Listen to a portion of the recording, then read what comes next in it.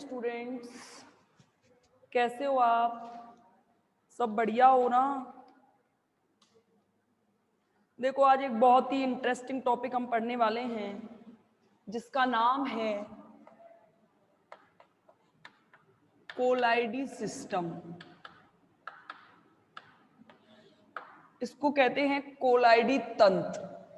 यानी कि कोलाइडी तंत्र का मतलब मैं कल आपको बता चुकी थी कि कोलाइडी तंत्र में दो घटक होंगे। एक तो होगा आपका परिक्षिप्त प्रावस्था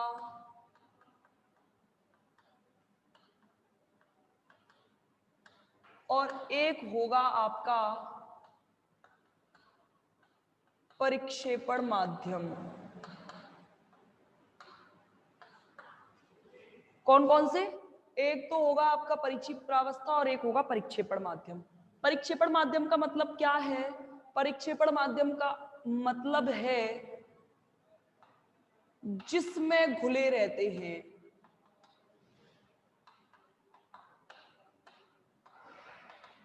और परिक्षिप्त प्रावस्था का मतलब है जो घुले रहते हैं।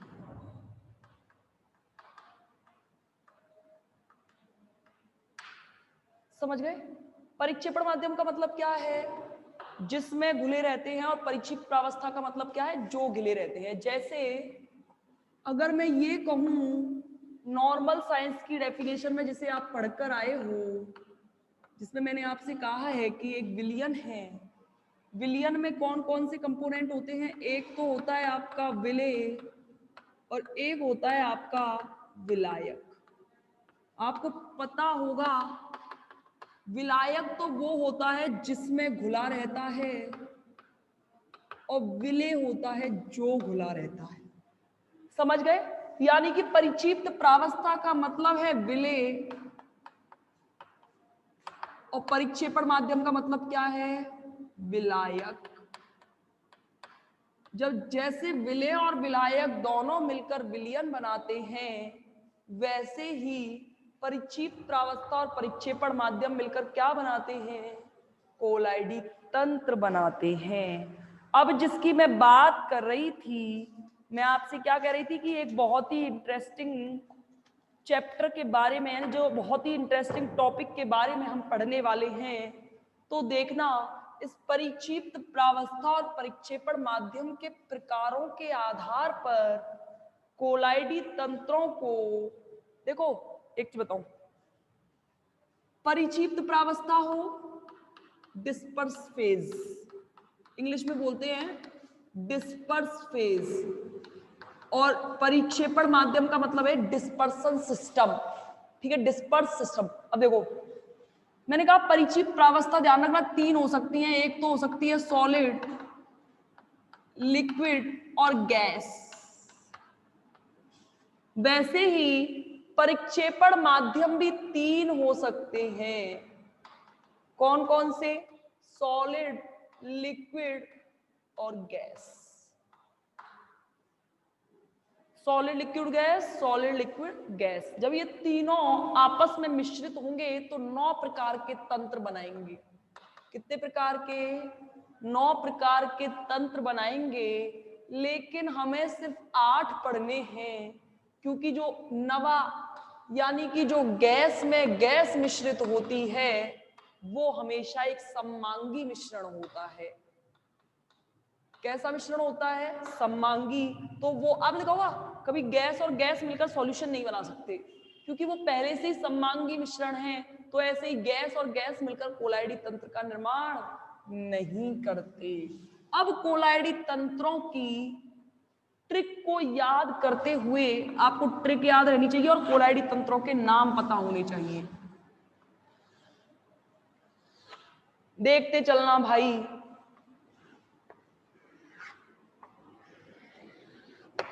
देखो, यहां लिख रही हूं परिक्षिप्त प्रावस्था। 8 प्रकार के होते हैं ना। परिक्षिप्त प्रावस्था, संग की संग याद हो जाएंगे। यहां लिख रही हूं परिक्षेपण माध्यम, यहां लिख रही हूं कोलाइडी तंत्र का जो नाम बनेगा वो, और यहां पढ़ेंगे उदाहरण। क्या पढ़ेंगे? उदाहरण। बस ध्यान आपका बोर्ड पे रहना चाहिए, बाकी सारी चीजों को भूलकर एक बार देखो भाई। परिचित प्रावस्था को पहले मैं लिख दूं, देखना आप ऐसे लिख लेना। 8 है ना, 8 है ना भाई, तो पहला देखो सॉलिड, यहां भी सॉलिड, यहां भी सॉलिड, एक बार तीनों सॉलिड, एक बार तीनों लिक्विड,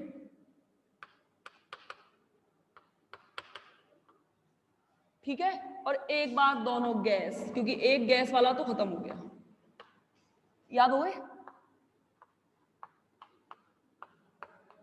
कैसे बनाना है?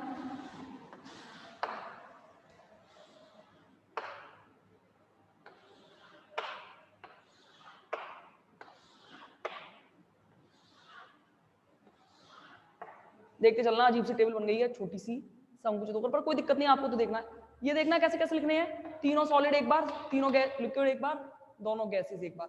परिचित प्रावस्था लिख दी, कोई दिक्कत नहीं है। अब देखो परिक्षेपण माध्यम कैसे लिखना है, सॉलिड लिक्विड गैस, समझ में आ गया? वापस सॉलिड लिक्विड गैस, क्या बोला मैंने? Solid liquid gas, solid liquid gas, फिर सॉलिड, फिर लिक्विड। समझ गए कि नहीं समझे? यानी कैसे, solid liquid gas, solid liquid gas, और फिर सॉलिड लिक्विड। कोई दिक्कत परिक्षेपण माध्यम और परिचित प्रावस्था में? कोई डाउट है? यानी कि आपने देख लिया कि परिक्षेपण माध्यम यानी परिचित प्रावस्था को कैसे लिखेंगे, तीनों सॉलिड, तीनों लिक्विड, दोनों gas, solid liquid gas, solid liquid gas और सॉलिड लिक्विड, ठीक है, कोई दिक्कत नहीं। अब देखना कोलाइडी तंत्र याद करने की एक ट्रिक जो मैं लिखने जा रही हूं, उस ट्रिक को आप याद रखेंगे कि कोलाइडी तंत्र, आपको पेपर में वो बनाने के लिए पूछता है कोलाइडी तंत्रों के प्रकार बताओ, तो बच्चे क्या है बहुत कंफ्यूज हो जाते हैं, याद भी नहीं होती है, तो उसके याद करने की एक ट्रिक बता रही हूँ। 2 हीरोइनों के नाम सुने होंगे, एक तो सुष्मिता सेन और एक अनुष्का शर्मा। ट्रिक है ये, देखो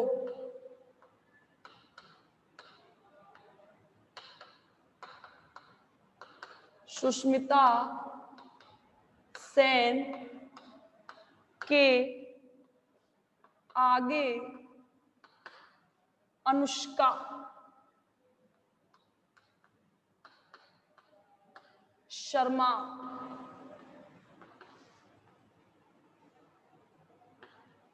फेल। पहले मैं लिख दूं ये कोलाइडी तंत्रों के प्रकार क्या हैं। कोलाइडी तंत्रों के प्रकार देख लो, इसका नाम है सॉलिड सोल, ठीक है, इसको कहते हैं सॉल। ये जब देखो परीक्षा पे मतलब सॉलिड में सॉलिड घुला हुआ है, लिक्विड में सॉलिड है, गैस में सॉलिड है, सॉलिड में लिक्विड है, लिक्विड में लिक्विड है, गैस में लिक्विड है, सॉलिड में गैस है और लिक्विड में गैस है। परिक्षेपण माध्यम का मतलब क्या है, जिसमें घुला हुआ है। परिचित प्रावस्था का मतलब क्या है, जो घुला हुआ है। क्या बोला, सॉलिड सॉल, सॉल कहते हैं इसे। इसके बाद कौन सा है, इसके बाद है आपका, इसके बाद है एयरोसॉल, ऐसे लिख रही हूं इंग्लिश में, याद कर लेना इनको, एयरोसॉल, एयरोसॉल, ठीक है। इसके बाद जो है वो है आपका जेल, इसके बाद बनता है इमल्शन, क्या बनता है, इमल्शन। और क्या बचा, एक तो बचा इमल्शन। अब वापस सॉलिड सॉल, और एक बार बनता है एयरोसॉल, और लास्ट में बनता है फॉर्म। फॉर्म होता है ना, फॉर्म, फॉर्म, फॉर्म के गद्दे सुने होंगे। देखो ये ऐसे लिख दिए मैंने। अब ट्रिक पे आते हैं कैसे याद करना है। पहला कौन सा बनना है, सॉलिड सॉल। तो देखो इस एस से, सुष्मिता के एस से बने आपके सॉलिड सॉल, बना कि नहीं। सुष्मिता के एस से क्या बन गया, सॉलिड सॉल। इस दूसरे एस से क्या बन गया, दूसरे एस से बन गया सॉल, दूसरे वन से बन गया सॉल। बाकी सब भले ये ना लिखो कोई दिक्कत नहीं है, इस एस से कर देना वाली कि इस एस से नाम का फर्स्ट लेटर ले रही हूं बस। इस एस से क्या है, सॉलिड सॉल, इस एस से क्या है, सॉल, ठीक है। अब देखना ए से क्या है, ए से है एयरोसॉल, जी से क्या है जेल, टी से क्या है, ए से एयरोसॉल, जी से जेल, ई से क्या होगा इमल्शन, ई से क्या होगा इमल्शन, और फिर कौन बन रहा है, फिर बन रहा है आपका सॉलिड सॉल। तो देखो इस एस से, इसके बीच वाले एस से तो लिया है हमने सॉलिड सॉल, और इस एस से लिया है आपने क्या, इसके बाद में इस एस से तो क्या ले लिया सॉलिड सॉल, और इस वाले ए से, इस वाले ए से ले लेना एयरोसॉल, वापस एयरोसॉल बना, कोई दिक्कत आएगी नहीं, यहां तक आ जाएगा ना तो कोई दिक्कत आनी नहीं है, नाम से स्पष्ट है एयरोसॉल, और लास्ट में बन गया इस एफ से क्या हो गया फॉर्म। ये ट्रिक आप अपनी कॉपी में कहीं भी लिख लेना कि ये कैसे लिखी जाएगी, तो ये आपको कभी जिंदगी में दिक्कत नहीं करेगा कि आपको ये तंत्र कैसे बनाने हैं, याद करने की टेंशन खत्म हो जाती है कि रटते रहो उंगलियों पे, वो रटने की टेंशन खत्म हो जाएगी। तो यहाँ पे ये एग्जाम्पल ये रहे। अब देखो भाई इनके एग्जाम्पल्स देखना, एग्जाम्पल देखो, इसका एग्जाम्पल है मिश्र धातुएं, जितनी भी मिश्र धातुएं बनेंगी और खनिज सब कोलाइड है। देखो भाई सॉलिड में सॉलिड मिल रहा है तो मिश्र धातु बनती है, पीतल में कांसा, पीतल में कांसा, पीतल भी सॉलिड कांसा भी सॉलिड, तो ये क्या बनेंगी मिश्र धातुएं बनेंगी, और खनिज बनेंगे, ये भी क्या होंगे सॉलिड सॉल्ट होंगे। अब देखना लिक्विड में सॉलिड जब मिलाओगे तो लिक्विड में सॉलिड के क्या एग्जांपल हैं, देखो लिक्विड में सॉलिड के क्या एग्जांपल हैं, एक तो है आपका स्याही इंक, एक है आपका पेंट, जो पेंट बनता है वो है स्याही पेंट, और आपका एक है स्टार्च, एक है स्टार्च, और एक गोल्डन, आपका एक है गोल्डन सॉल्ट, इसी का एग्जांपल है गोल्डन सॉल्ट, ये सारे स्टार्च के नाम से, ठीक है। ये क्या है एयरोसॉल का तो पता है आपको, आपको पता है एयरोसॉल में क्या होता है, एयरोसॉल में क्या होता है भाई बताओ, इसके नाम से देख लेना, नाम से देख लेना एयर, एयर का मतलब है हवा में क्या है, सिर्फ हवा में सिर्फ धूल और धुआं, हवा में क्या है सिर्फ धूल और धुआं, और एक एयरोसॉल और होगा ये नीचे वाला, इनमें डिफरेंस देखना कैसे होगा, इस वाले सॉलिड का जिसमें सॉलिड में गैस मिला हुआ है, इसका एग्जांपल पता है क्या है, इसका एग्जांपल है आपके सॉलिड में जो गैस मिला हुआ है, इसके एग्जांपल है आपका, जैसे इसका एग्जांपल है कोरा, जो आपने देखा होगा कोरा, कोरा इसका एग्जांपल है, समुद्री झाग इसका एग्जांपल है, समुद्री झाग इसका एग्जांपल है। अब ये कैसे याद रहेगा, तो आपने देखा होगा जब भी आप कोहरे में बाहर निकलते हो तो आपने देखा होगा आपके कपड़े गीले गीले हो जाते हैं, आपके कपड़े क्या हो जाते हैं गीले गीले हो जाते हैं, एक मिनट रुकना, गलत हो गया ना, पहले एयरोसॉल आएगा फिर सॉलिड आएगा, अनुष्का का ए आना चाहिए था ना, गलती कर दी, अनुष्का का ए फर्स्ट लेटर नहीं लिया ना, ये एयरोसॉल बनेगा भाई। देखो ई के बाद एज, आगे की जगह का ई ले लिया मैंने, ई से बन गया इमल्शन, इस ए से बनना था एयरोसॉल, इस इमल्शन के बाद होगा एयरोसॉल, इस एग्जांपल में क्या होगा एयरोसॉल, और फिर बनेगा इस एस से सॉलिड, इस एस से सॉलिड, और इस एस से सॉल, तो ये बनेगा सॉलिड सॉल, ये बनेगा सॉलिड सॉल, और लास्ट में आपका बचा है क्या एफ, इससे बनेगा फॉर्म, गलत एग्जांपल भी बता दिए। अब देखना गैस में लिक्विड मिली हुई है, यानी कि आपके इसके एग्जांपल होंगे कोहरा और बादल,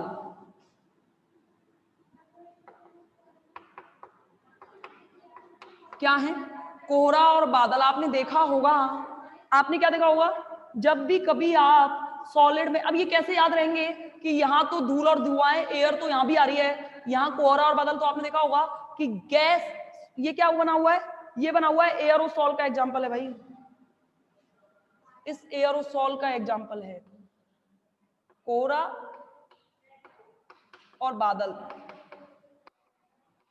देखना यहां पे देखना गैस में मिला हुआ है लिक्विड, यहाँ भी एयर है, यहाँ भी एयर है, यहाँ इस एयर का मतलब है धूल और धुआं, लेकिन ये वाला एयर कैसे याद रहेगा? तो आपने देखा होगा कि जब भी कभी आप कोहरे में होते हो तो आपके कपड़े हल्के से गीले हो जाते हैं, तो इस लिक्विड से याद रखना गीला। तो ये ऐसे आपका कंफ्यूजन दूर होगा कि कहीं इसमें धूल धुआं मत लिख के आ जाना और इसमें कहीं एयर कोहरा और बादल मत लिख के आ जाना, कंफ्यूज ना हो, इसलिए ऐसा किया है। चौथा कौन सा है? जेल। चलो भाई जेल के एग्जांपल बताओ। जेल के एग्जांपल बड़े ही सिंपल है, पनीर, दही, मक्खन, ये सब जेल के एग्जाम्पल हैं। किसके एग्जाम्पल हैं? किसके एग्जाम्पल हैं? जेल के। और ये याद कैसे होगा पता है? देखो इसका एग्जाम्पल कैसे बताती हूं, ऐसे इसको ऐसे याद कर लेना। इसको याद करना चाहो, जेल वाला याद ना हो, ऐसे याद कर लेना, जेल जाओ चाइनीज बीबी लाओ, ऐसे करके था एक। इससे याद कर लेना। देखो इस जेल से जेल तो है ही, जेल जाओ और चाइनीज बीबी लाओ। सी से क्या बचेगा? कर्ड। कर्ड का मतलब दही। इस बी से क्या बनेगा? बटर। इससे क्या बनेगा? बटर।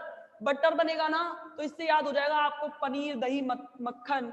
और लास्ट में जो बचा हुआ है वो है आपका इमल्शन। यानी कि आपका कौन सा एग्जांपल है? 1 2 3 4 5वां। चलो इमल्शन के बताओ, इमल्शन के उदाहरण क्या हो सकते हैं? इसके इमल्शन का तो उदाहरण है दूध। इसको पायस भी कहते हैं। इसको क्या कहते हैं? पायस भी कहते हैं। और अब ये सॉलिड, सॉल और ये फॉर्म का एग्जांपल बचा हुआ है, यानी कि 7वां और 8वां। 7वें का एग्जांपल बड़ा ही सिंपल है, समुद्री झाग। समुद्री झाग जो होते हैं वो इसका एग्जांपल रहेगा। समुद्री झाग है वो उसका सूखे समुद्री। ब्रेड, ब्रेड देखिए, ब्रेड इसका उदाहरण है। स्पंज, स्पंज कौन सी? वो स्पंज देखी होगी जो ऐसे फुलाने पे ऐसे, फुलाने पे ऐसे हो जाती है, फुलाने पे ऐसे हो जाती है, ठीक है। ये क्या होता है? इसको कहते हैं क्या? समुद्री झाग, ब्रेड और स्पंज। और फॉर्म का एग्जांपल बताओ भाई। लास्ट में फॉर्म जो बनता है उसका झाग, फॉर्म। इसका तो एग्जांपल सरल है, ये साबुन का झाग। साबुन हो चाहे सरफ का झाग हो, जो भी हो, ये सब इसके एग्जांपल्स हैं। ये इस तरीके से कोलाइडी तंत्र आपको याद रखने के लिए रहेंगे। आपको पेपर में बहुत बार पूछता है, तो आपको इसकी ट्रिक याद रहनी चाहिए। सुष्मिता सेन के आगे अनुष्का शर्मा फेल, ऐसा करके। ऐसा है नहीं, वो तो उसके वाले ट्रिक को बनाने के लिए कि एक ही लाइन में सारे याद हो जाएं, इसलिए ये ट्रिक है। बाकी तो अभी बहुत सुंदर सुंदर ट्रिक्स पढ़ेंगे जब हम सॉलिड स्टेट में चलेंगे, कि यानी कि थर्ड यूनिट की ओर, यानी कि हाँ थर्ड यूनिट की ओर चलेंगे, तो वहां पे बहुत सारी ट्रिक्स के बारे माध्यम से मैं उन चीजों को याद करवाती हूँ कि कम से कम आपको याद हो जाए, बाकी कुछ नहीं है। ठीक है, पेपर में बना के आ जाओगे ना, कोई दिक्कत नहीं आएगी। बिना देखे बनाना है पेपर में, ठीक है। देखने के लिए थोड़ी मिलेगा कुछ, बस 1 2 बार इस टेबल को बना के देख लेना तो आपको याद हो जाएगी 1 2 बार में। बस इतना ध्यान रखो, परीक्षित प्रावस्था का मतलब होता है जिसमें आपने मिलाया है, जिसे आपने मिलाया है और जिसको आपने मिलाया है, वो होता है, ठीक है। अब देखो भाई, अगला देखना, परिक्षिप्त प्रावस्था व परिक्षेपण माध्यम के आधार पर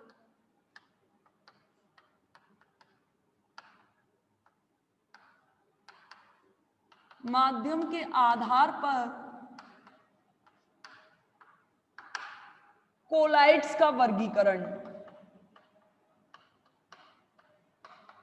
ध्यान रखो, इन दोनों के आधार पर अलग अलग टाइप से कोलाइड का वर्गीकरण है। देखना, सबसे पहला पढ़ रहे हैं परिक्षिप्त प्रावस्था और परिक्षेपण माध्यम के आधार पर कोलाइड का वर्गीकरण। ये 2 प्रकार के होते हैं। पहला होता है द्रव स्नेही कोलाइड। कौन सा? द्रव स्नेही कोलाइड। और दूसरा होता है द्रव विरोधी कोलाइड। कौन सा? द्रव स्नेही कोलाइड और द्रव विरोधी कोलाइड, ठीक है, ये होता है, ठीक है। अब देखो, बिल्कुल नाम से स्पष्ट है, जो किसी से प्यार करते हैं वो कहलाते हैं स्नेही, यानी कि अगर आपको कहते हैं, यानी कि इसको इंग्लिश में बोलते हैं फिलिक, यानी कि कहते हैं इसको लिक्विड फिलिक कोलाइड्स, यानी कि जो प्रेम करेंगे किससे, द्रव से, वो कोलाइड क्या होंगे, वो कोलाइड होंगे द्रव स्नेही कोलाइड। मतलब क्या है कि जैसे अगर आपने परिभाषा क्या है, वे कोलाइड देखना जिन्हें अगर आप किसी उपयुक्त विलायक में मिलाओ, ऐसे कोलाइड जिन्हें किसी उपयुक्त विलायक में मिलाने पर वो आसानी से कोलाइड अवस्था में आ जाए। जैसे कोई माना आपने परिक्षेपण माध्यम लिया, कुछ परीक्षित प्रावस्था ली कुछ, अगर परिक्षेपण माध्यम में विलायक भी तो है परिक्षेपण माध्यम ऐसा ले लिया कि जैसे ही आपने उसमें परीक्षित प्रावस्था के कण मिलाए तुरंत की तुरंत वो किसमें बदल गया, कोलाइड में बदल गया। यानी कि सरलता से आपको कोई बाहर से मेहनत ना करनी पड़े, ऐसे, यानी कि वो पहले से ही, यानी कि ऐसे दो, जैसे आपने देखा होगा पानी और शक्कर एक दूसरे से बड़ा प्रेम करते हैं, और जब दोनों एक दूसरे के साथ प्रेम करते हैं तो वो आप देखेंगे आप द्रव स्नेही विलायक बनाते हैं। ऐसी परीक्षित प्रावस्था और परीक्षेपण माध्यम में भी ऐसे प्रेम और विरोध का कारण है कि आप, एक तो ये है कि जबरदस्ती उनके साथ कि भाई मिल जा, तो वो मिल नहीं रहे हैं, लेकिन हम जबरदस्ती बाहर से कोई विधियां लगाकर उन्हें जबरदस्ती कोलाइड बना रहे हैं, तो वो अलग है। और ये क्या है, ये वे कोलाइड जिन्हें आप किसी उपयुक्त विलायक में मिला दो तो वो क्या हो जाते हैं, आसानी से कोलाइडी अवस्था में आ जाते हैं, द्रव स्नेही कोलाइड कहलाते हैं। और इनका एग्जाम्पल बड़ा ही सॉलिड है, स्टार्च, प्रोटीन, रबर, ये सब इसी के एग्जाम्पल हैं। क्या है, ये सब इसी के एग्जाम्पल हैं, स्टार्च, प्रोटीन, रबर, यानी कि एक ऐसे कोलाइड हैं जो द्रव स्नेही कोलाइड कहलाते हैं। ठीक है, और एक चीज और देखो, अगर इन्हें अलग करना है तो आप ध्यान रखना, भी बात करेंगे आगे, जब भी हम किन्हीं दो ऐसे करना है कि विलेय और विलायक को अलग अलग करना है। आपको क्या लगता है पानी में चीनी घोलने के बाद उसे अलग करना इतना आसान है क्या?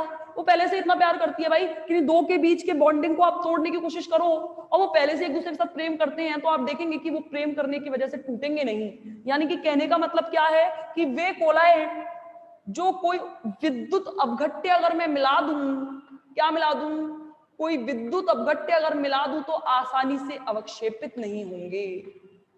जैसे अगर आपने पानी में चीनी घोल रखी है, अगर उसके अंदर आपने कोई उपयुक्त विलायक लाने की कोशिश की है और चाहा है कि पानी चीनी जो है नीचे जाके विक्षेपित हो जाए, बैठ जाए, तो वो पॉसिबल नहीं है।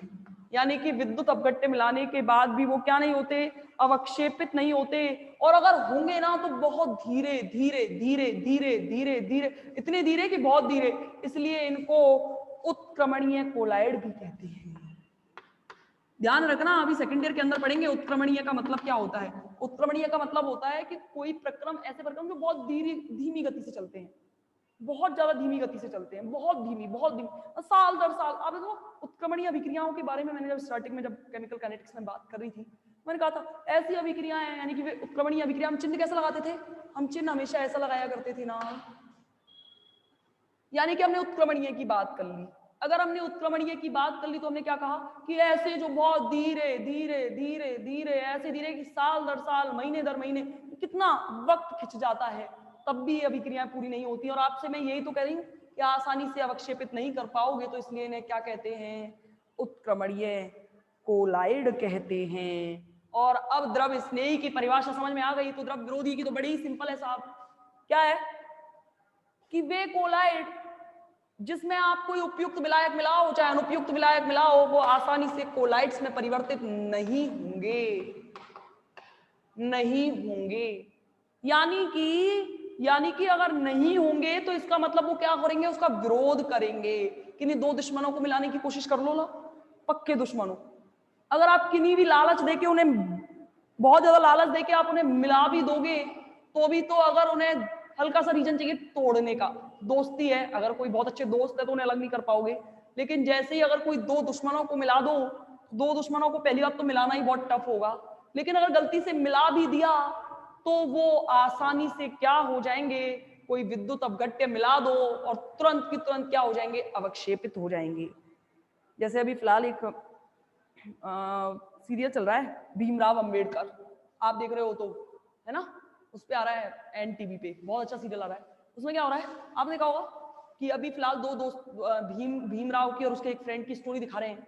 बहुत अच्छे दोस्त हैं, बहुत अच्छे दोस्त हैं, लेकिन क्या है कि वो अच्छे दोस्त हैं, उन्हें अलग नहीं कर पाओगे, वो द्रव स्नेही है। लेकिन इसके विपरीत अगर आप देखोगे तो भीमराव के जो पापा हैं, इनके फादर हैं, उनके फादर और आसपास के जो सेठ जी वगैरह हैं, वो आपस में इनके बीच में एक थोड़ी सी तकरार चलती रहती है। अगर उनको मिला भी दो तो वो फटाफट से कोई 2 मिनट में भड़का देगा ना, तो तुरंत दोनों अलग हो जाएंगे। यानी कि कहने का मतलब क्या है कि अगर आप कोई उपयुक्त विद्युत अपघट्य मिलाने पर वो तुरंत क्या हो जाते हैं, अवक्षेपित हो जाते हैं। क्या हो जाते हैं, अवक्षेपित हो जाते हैं, और ये बहुत तीव्र गति से होती है, इसलिए इसको अनुत्क्रमणीय कोलाइड्स कहते हैं। क्या कहते हैं इन्हें कहते हैं इरिवर्सिबल कोलाइड्स। आ गया समझ में, हाँ या ना, आया या नहीं, बताओ, हाँ या ना। यहां तक दिक्कत है द्रव स्नेही और द्रव विरोधी में, यहां तक कोई दिक्कत नहीं होनी चाहिए, बहुत सरल है। द्रव स्नेही और द्रव विरोधी कोलाइड के बारे में हम बात कर चुके हैं, तो इसके एग्जांपल्स क्या क्या होंगे, देखो, एक तो आर्सेनिक साइनाइड, आर्सेनिक सल्फाइड, इनके सोल्स, इनके जो सोल बनते हैं ये सारे क्या हैं, FeCO3, यानी कि आयरन,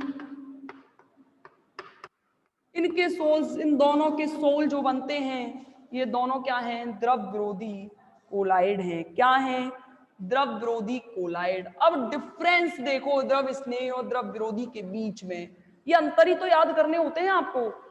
द्रव स्नेही व द्रव विरोधी के बीच में अंतर देखना, देखो भाई, यहां लिख रही हूं मैं द्रव स्नेही और यहां लिख रही हूं द्रव विरोधी। देखना भाई, पहला अंतर देख रहे हैं, बनाने की विधियां। देखो ये तो आसानी से आप इन्हें परिक्षेपण माध्यम में मिला दो या उपयुक्त विलायक मिला दो, सरलता से बन जाएंगे, जबकि इसे विशिष्ट विधियों से बनाया जाता है। कैसे बनाया जाता है, इन्हें बनाया जाता है विशिष्ट विधियों से। इसमें तो क्या है, ये आसानी से सरलता से हो जाते हैं। और बताओ भाई, सेकंड, कणों के आकार क्या होता है, फर्स्ट तो है बनाने की विधि, सेकंड देखो कणों का आकार। बताओ भाई, कणों का आकार एक बार रिजॉइन कर लो। देखा बनाने की विधि, सेकंड देखो भाई, आपको पता है जब द्रव स्नेही तो भाई चाहे शक्कर हो चाहे पानी हो, इनका आकार हमेशा क्या रहता है, छोटा, और इनका आकार तो ऑब्वियस सी बात है फिर कैसा होगा, बड़ा। ये छोटा ये बड़ा। अगला कौन है, विलयन की प्रकृति। देखो भाई, विलयन की प्रकृति, विलयन की प्रकृति के आधार पर देखोगे तो इसके बीच में देखो, विलयन की प्रकृति के आधार पर देखोगे तो देखो, ये तो होता है उत्क्रमणीय प्रकृति का और ये होता है अनुत्क्रमणीय प्रकृति का। होता है कि नहीं होता, ये तो उत्क्रमणीय प्रकृति का और ये अनुत्क्रमणीय प्रकृति का। और अगला देखो भाई, कणों पर आवेश, कणों पर आवेश समझना, आवेश से क्या होता है, देखो, एक कोई धनायन है एक कोई ऋणायन है। क्या है, धनायन है और ऋणायन है, आपस में मिल रहे हैं, समझ में आ रहा है। अगर आकार पर, इस कण पर कोई आकार हो जाए तो इन्हें मिलवाने में बहुत दिक्कत आएगी भाई। अगर आप कह रहे हो कि प्लस और माइनस के बीच में आकर्षण बल कार्य करता है, तो मैं कहती हूं कि जब बहुत सारे प्लस माइनस जुड़ेंगे तो प्लस प्लस और प्लस माइनस माइनस के बीच में प्रतिकर्षण बल भी कार्य करेगा। देखो कैसे, देखना, जैसे मानो अगर मैं वो कह रही हूं कि आपका HCl बनाना है, बहुत सारे HCl हैं, बहुत सारे HCl हैं। देखो, एक H+, 2H+, 3H+, 4H+, सारे H+ और Cl-। आप कह रहे हो कि अट्रैक्शन फोर्स होगा, मैं कह रही हूं रिपल्सन फोर्स भी काम करेगा। यानी कि सारे, ये वाला इस पर धनायन, इस पर धनायन, इस पर धनायन, आपस में क्या होंगे, रिपल्स होंगे कि नहीं होंगे। यानी कि केवल और केवल तभी एक बहुत अच्छा सॉल्यूशन बन सकता है, कब, जब कोई कणों पर आकार ना हो, यानी कि इस वाले में तो कणों पर आकार नहीं होता है, जबकि इसमें ध्यान रखना धनावेशित होते हैं ये कण। अभी बात करेंगे हम, ये भी बहुत आगे आने वाला है, ये द्रव विरोधी सॉल्स, द्रव स्नेही कोलाइड्स, इनके बारे में जब हम बात करेंगे तो हम देखेंगे कि हम क्या पढ़ सकते हैं। तो आगे देखना, आगे यहां से देख लिया, अब देखो, अब आगे देखो, आगे क्या है, आगे देखो, आगे ये तो रहा तीसरा कणों पर आवेश देख लिया। अब देखो शांता, शांता मतलब होता है गाढ़ापन। शांता क्या होता है? गाढ़ापन। शांता का मतलब होता है गाढ़ापन। अब बताओ, जिसमें ये अगर परिक्षेपण माध्यम जो है, क्या है? परिक्षेपण माध्यम जो है, अगर मैं उसकी कहूं कि अगर यहां पे बात की जाए शांता की, तो देखो परिक्षेपण माध्यम का मतलब ये है कि, मतलब शांता का मतलब ये है कि गाढ़ापन। जैसे अगर मैं ये कहूं कि आपके लिए, जैसे मैं नॉर्मल बात करूं, शहद, शहद की शांता आपको अच्छे से पता है किससे ज्यादा होती है? पानी से ज्यादा होती है, पता है कि नहीं पता? यानी कि पानी तो बिल्कुल ऐसा है कि जिसमें H+ और OH- आयन आके आपस में बिल्कुल अच्छी तरीके से घुल पा रहे हैं। लेकिन शहद में क्या है? शहद में हल्का सा गाढ़ापन है कि नहीं? अगर शहद में हल्का सा गाढ़ापन है तो देखो ये कंफर्म है कि ये कुछ कुछ परिक्षेपण माध्यम के बराबर हो सकती है शांता, हो सकता है पानी जैसा हो, लेकिन नहीं, चूंकि हमें कोलाइड बनाना है तो होती तो है, लेकिन इसकी शांता परिक्षेपण माध्यम से होती है ज्यादा। यानी कि समझ गए? समझ गए? समझने का मतलब ये है कि अगर परिक्षेपण माध्यम से ज्यादा होगी तो कहने का मतलब क्या होगा? ये ज्यादा गाढ़ा होगा, और गाढ़ा होगा तभी तो कोलाइड बनाएगा, नहीं तो विलयन नहीं बन जाएगा। समझ गए? तो यानी कि ये होगी परिक्षेपण माध्यम से ज्यादा, और अगर ये देखते हैं तो ये होता है परिक्षेपण माध्यम के लगभग बराबर। परिक्षेपण माध्यम के क्या होती है? इसमें होती है लगभग बराबर। क्या होता है? परिक्षेपण माध्यम के लगभग बराबर। और अब देखो भाई, दृश्यता की बात करें, देखना, अगला कौन सा है? देखना। आप बता दो, लाओ, इन्हें क्या देखा जा सकता है? नहीं, और इन्हें हम आराम से देख सकते हैं क्योंकि इनका आकार क्या होता है? बड़ा। आ गया समझ में? द्रव स्नेही और द्रव विरोधी आया या नहीं? हाँ या ना? बताओ भाई, याद हो गए? याद हुए या नहीं? बताओ, हाँ या ना? ठीक है, चलो आगे देखें। अब चलते हैं अब हमारे टॉपिक्स पर। यहां से हमने शुरू कर दिए कोलाइड। अब सबसे पहले बात करेंगे सॉल की। सॉल क्या होता था भाई? बताओ, फटाफट याद करो।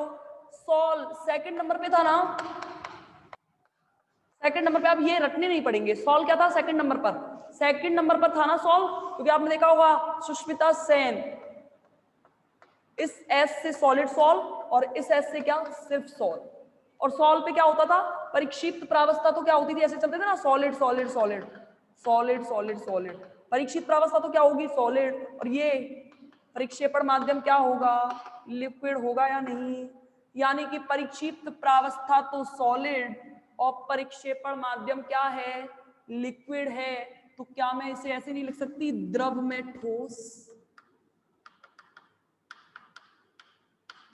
क्या इसे ऐसे नहीं लिखा जा सकता, द्रव में ठोस? क्या इसे ऐसे नहीं लिख सकते, द्रव में ठोस? बताओ भाई, लिख सकते हैं ना? तो सॉल क्या होते हैं? द्रव में ठोस, जिसमें क्या होता है कि जिसमें परिक्षिप्त प्रावस्था तो होती है ठोस, और परिक्षेपण माध्यम क्या होता है? द्रव। क्या होता है? द्रव। यानी कि किसी पानी में कोई सॉलिड चीज घुली हुई है, विलयन की बात करें तो। और सॉल की बात करें तो अभी देखेंगे क्या होते हैं, द्रव में ठोस। ये दो प्रकार के होते हैं भाई, वही सेम, द्रव स्नेही सॉल और द्रव विरोधी सॉल। द्रव स्नेही सॉल और द्रव विरोधी सॉल।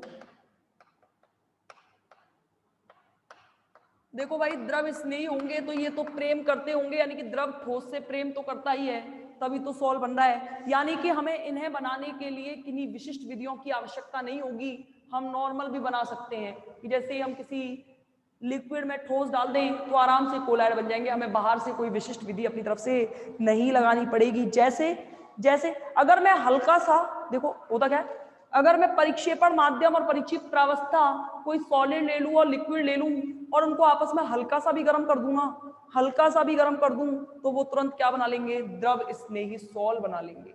क्या बना लेंगे, द्रव स्नेही सॉल बना लेंगे। तो समझ गए द्रव स्नेही सॉल क्या होंगे, कि वे सॉल जो आसानी से बनाए जा सकते हैं, जिन्हें बनाने के लिए किन्हीं विशिष्ट विधियों की हमें आवश्यकता नहीं होगी, इन्हें हल्का गर्म करके भी क्या किया जा सकता है, बनाया जा सकता है।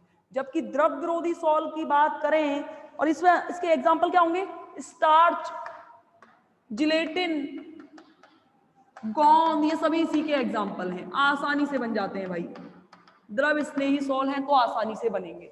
ठीक है, अगला देखो द्रव विरोधी सॉल की बात करें तो भाई ये तो एक दूसरे से प्रेम करते नहीं है, और अगर विरोध कर रहे हैं बनने का, तो इन्हें बनाने के लिए मुझे विशिष्ट विधियों की आवश्यकता होगी। इन द्रव विरोधी सॉल को भी दो प्रकार से बांटा गया है। पहला कौन सा है, कि हम क्या करें, बड़े बड़े कणों को छोटे कणों में परिवर्तित कर दें, बहुत बड़े बड़े, यानी निलंबन को कोलाइड्स में बदलना। निलंबन क्या थे, बड़े कण थे, निलंबन को किस में बदलना, बड़े बड़े कणों को तोड़ के मरोड़ के विधियों के द्वारा छोटे कणों में, छोटे कण कौन, कोलाइड, हमें कोलाइड तो बनाने, सॉल भी तो कोलाइड का प्रकार है, तो क्या है, कोलाइड में बनाना। और दूसरा क्या है, छोटे छोटे कणों को जोड़कर, छोटे छोटे कणों को जोड़कर, या संघनित बोलते हैं इसको, छोटे छोटे कणों को संघनित कर कर क्या देना, कोलाइड्स का आकार देना। क्या देना, कोलाइड्स का आकार देना। क्या कहलाता है, क्या कहलाते हैं, ये कहलाते हैं दो प्रकार के। सबसे पहला देखेंगे, बड़े बड़े कणों को छोटे छोटे कणों में तोड़ने के लिए तीन विधियां प्रयुक्त की जाती हैं। यानी कि क्या करते हैं, हम क्या करते हैं, पदार्थ के बड़े बड़े आकार ले लेंगे, पदार्थ के कण जो होंगे उसके क्या ले लेंगे, बड़े बड़े आकार के कण ले लेंगे, और बड़े बड़े आकार के कणों को हम किसमें बदलेंगे, कोलाइड्स में। इसे परिवर्तित करने के लिए तीन विधियां होती हैं। पहली तो होती है यांत्रिक परिक्षेपण। देखो एक बार, इसे परिवर्तित करने के लिए, यानी कि देखो, इन्हें परिवर्तित करने के लिए तीन विधियां प्रयुक्त की जाती हैं। मतलब एक विधि है परिक्षेपण विधि, नाम क्या है, परिक्षेपण विधि। इस परिक्षेपण विधि को भी तीन भागों में बांटा गया है। बड़े बड़े कणों को छोटे छोटे कणों में बदल रहे हैं, छोटे छोटे कण कौन, कोलाइड्स। इनमें बदलने के लिए हम तीन विधियां प्रयुक्त करते हैं। पहली तो है यांत्रिक परिक्षेपण,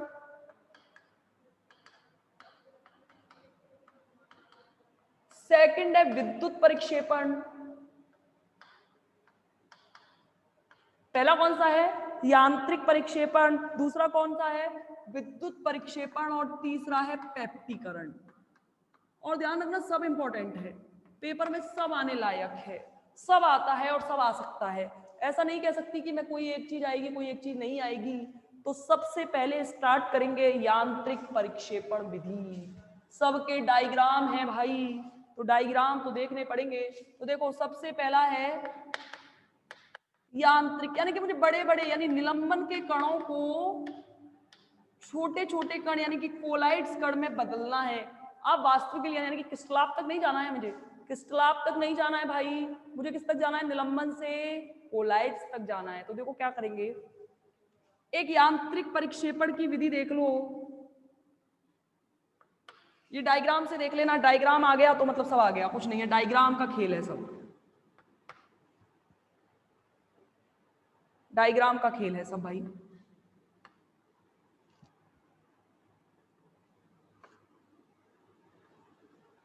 एक मिनट रुकना, हाँ ठीक है ठीक है ठीक है, याद ही नहीं रहते डायग्राम, याद रहना बहुत जरूरी है भाई डायग्राम्स का। ऐसे बनेगा, हाँ ऐसे ही बनेगा भाई, ठीक है।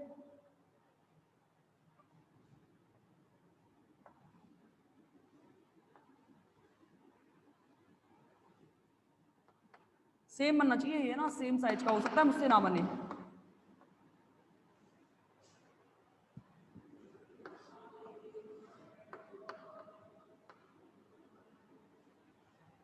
सही बनाया है?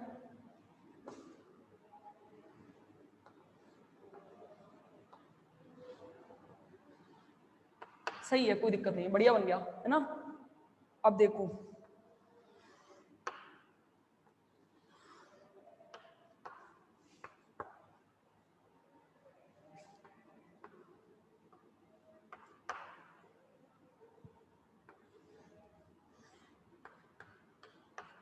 देखो भाई करते क्या हैं, ये कहलाते हैं शाफ्ट। ये दोनों क्या कहलाते हैं? शाफ्ट कहलाते हैं। इसे कहते हैं बेल्ट। ये एक चक्की सी है, क्या है? चक्की है भाई। और यहां पे बनते हैं आपके इनके बीच में कोलाइड्स। क्या बनते हैं? कोलाइड्स बनते हैं, कोलाइड पार्टिकल बनते हैं। ये कहलाती है मेटेलिक प्लेट्स, धात्विक प्लेट। इसे क्या कहते हैं? धात्विक प्लेट कहते हैं। क्या कहते हैं? धात्विक प्लेट कहते हैं। और अब देखो क्या कर रहे हैं, अब क्या करते हैं देखो, अब हमें बनाना है इस विधि से, क्या बनाना है? सॉल्व बनाना है। देखो क्या करना है, करेंगे क्या, ध्यान रखना, मैंने क्या कहा, बड़े बड़े कणों को छोटे छोटे कणों में तोड़ने की विधि है। इसमें क्या होता है, ये दो शाफ्ट लगे हुए होते हैं, यहाँ पे ये इस तरीके से देखो, ये दोनों है ना, ये मेटेलिक प्लेट्स देखो ऐसे घूमेंगी, ये इधर है ऐसे, देखो मेरा हाथ ऐसे ऐसे घूमेंगी, यानी कि ये पूरा उठा लो ऐसे, फिर ऐसे, फिर ऐसे, फिर ऐसे, ऐसे घूमेंगी बहुत जोर जोर से, जोर जोर से। तो देखो होगा क्या, आप क्या करोगे, यहां बीच से सबसे पहले तो जिसका आपको सॉल बनाना है, उस सॉल यानी कि जिस परीक्षित, यानी कि आप विलेय के कणों का तो सॉल बनाओगे, परीक्षित प्रावस्था के कण जो बड़े बड़े होंगे उन्हें जितना आप पीस सकते हो पीस लो। पीस, अरे बहुत बड़े बड़े होते हैं, विकट, यानी कि निलंबन के कणों तक ले आओ। अगर निलंबन के कणों तक जैसे वो आ जाएंगे, पीस पीस के जैसे आएंगे निलंबन के कणों तक, ये यांत्रिक प्रक्षेपण के बीच में डाल दिए जाते हैं। ये जो है यहाँ पे क्या कर देते हैं, यहाँ पे बीच में डाल देते हैं निलंबन के कणों को, ऐसे निलंबन के कणों को बीच में डालेंगे। डालेंगे कि नहीं डालेंगे? जैसे ही निलंबन के इस चक्की में डाला जाता है तो इस चक्की में होते हैं धातु के दो पार्ट। क्या होते हैं? इस चक्की में धातु के दो पार्ट होते हैं। और क्या होते हैं? और ये अपने एक दूसरे के इतने निकटतम संपर्क में आ जाते हैं कि ये कंटिन्यूअसली बहुत तीव्र गति से घूमते हैं। यानी कि ये निकटतम संपर्क में आते हुए बहुत तीव्र गति से क्या होते हैं?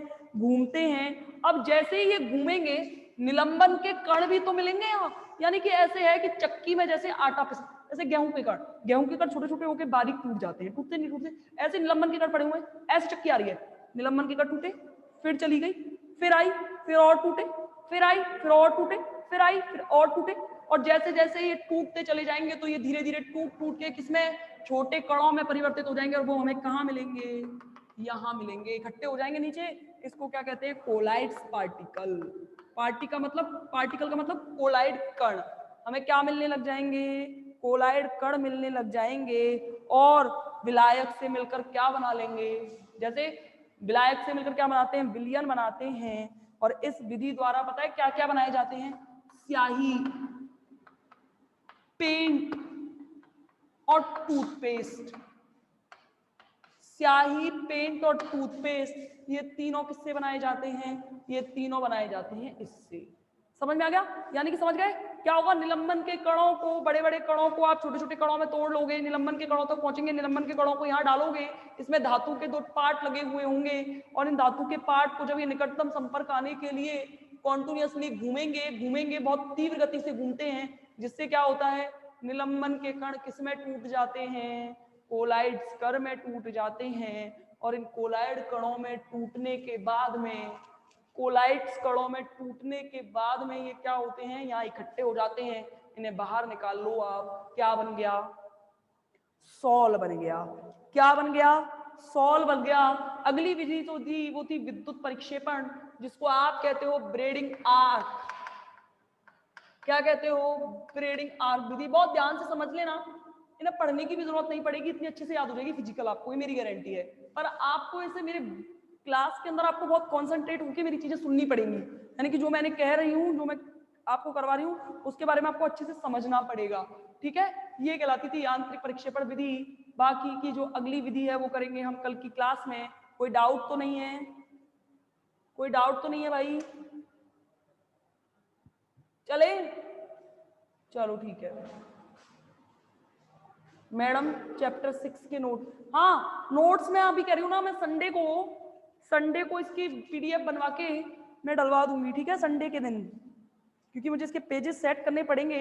नोट्स वोट्स बहुत बेकार हो रखे हैं, वो देखने पड़ेंगे। फिर उसके बाद में मैं आपको इसका संडे, मतलब आप सैटरडे संडे इन 2 दिनों में मैं ये काम करने वाली हूँ, और इन 2 दिनों के बाद में आपको मंडे को नोट्स मिल जाएंगे, ठीक है, ठीक है, चलो।